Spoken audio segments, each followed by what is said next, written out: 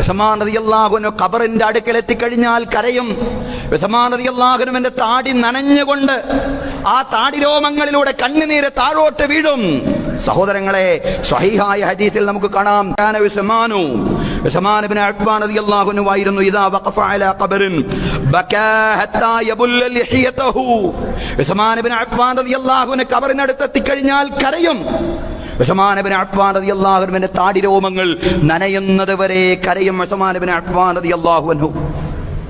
അപ്പോഴാണ്, ഈ രംഗം കാണുമ്പോഴാണ് ആളുകൾ ചോദിക്കുന്നത് ഉസ്മാൻ ഇബ്നു അഫ്ഫാൻ റളിയല്ലാഹു അൻഹുവിനോട്, തദ്കുറുൽ ജന്നത വന്നാറ ഫലാ തബ്കീ വതബ്കീ മിൻ ഹാദാ. സ്വർഗത്തെ സംബന്ധിച്ചും നരകത്തെ സംബന്ധിച്ചുമൊക്കെ അങ്ങ് പ്രസംഗിക്കാറുണ്ട്, പറയാറുണ്ട്. പക്ഷേ അപ്പോഴൊന്നും ഇതുപോലെ അങ്ങ് കരയുന്നത് ഞങ്ങൾ കാണുന്നില്ല. പക്ഷേ ഈ ഖബറിനടുത്തെത്തിക്കഴിഞ്ഞാൽ അങ്ങിങ്ങനെ വിങ്ങിപ്പൊട്ടി കരയുകയാണ്, ഏങ്ങി ഏങ്ങി കരയുകയാണ്. എന്താണ് ഇതിന് കാരണമെന്ന് ചോദിക്കുമ്പോ ഉസ്മാൻ റളിയല്ലാഹു അൻഹു പറയാണ്, ഇന്നൽ ഖബറ അവ്വലു മനാസിലിൽ ആഖിറ. ഖബർ എന്ന് പറയുന്ന പരലോകത്തേക്കുള്ള ആദ്യത്തെ ഭവനമാണ്. പരലോകത്തേക്കുള്ള ആദ്യത്തെ ഭവനമാണ് ഖബർ. ഫഇൻ നജാ മിൻഹു ഫമാ ബഅദഹു ഐസറു മിൻഹു. ആ ഖബറിൽ ഒരാൾ രക്ഷപ്പെട്ടു കഴിഞ്ഞാൽ പിന്നീട് അവിടെ നിന്ന് അങ്ങോട്ട് വളരെ എളുപ്പമാണ്. പക്ഷേ വഇല്ലം യൻജു മിൻഹു ഫമാ ബഅദഹു അശദ്ദു മിൻഹു.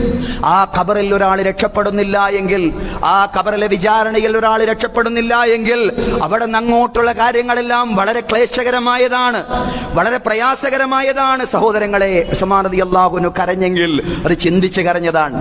ചിന്തിച്ചാൽ നമ്മളും കരയും. അതാണ് ഖബറിൽ അവസ്ഥ എന്ന് പറയുന്നത്.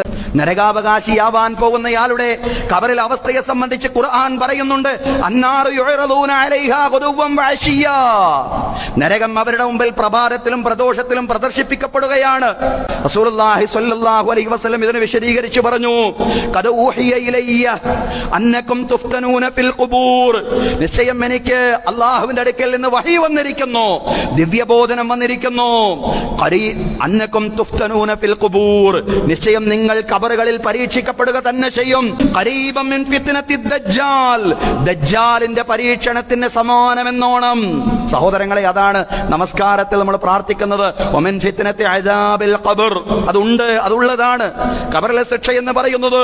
അതിന്റെ സ്വഭാവത്തിലും അതിന്റെ രീതിയിലും അതെങ്ങനെയാണ് എന്നതുമായി ബന്ധപ്പെട്ട പണ്ഡിതന്മാർക്കിടയിൽ വ്യത്യസ്താഭിപ്രായങ്ങൾ ഉണ്ടെങ്കിൽ പോലും തീർച്ചയായിട്ടും ഖബറിനൊരു ഭീകരമായിട്ടുള്ള ഒരു അവസ്ഥയുണ്ട്. ആ അവസ്ഥയോർത്തുകൊണ്ട് ഖബറിന്റെ അടുക്കൽ എത്തിക്കഴിഞ്ഞാൽ മഹാനായ സയ്യിദുനാ ഉസ്മാൻ ഇബ്നു അഫ്ഫാൻ അദ്ദേഹത്തിന്റെ താടിരോമങ്ങൾ നനയുമാറ് കരയുമായിരുന്നു എന്ന് ചരിത്രകൃതികളിൽ മാത്രമല്ല ഹദീസ് ഗ്രന്ഥങ്ങളിലും നമുക്ക് വായിക്കാൻ സാധിക്കുന്നതാണ്.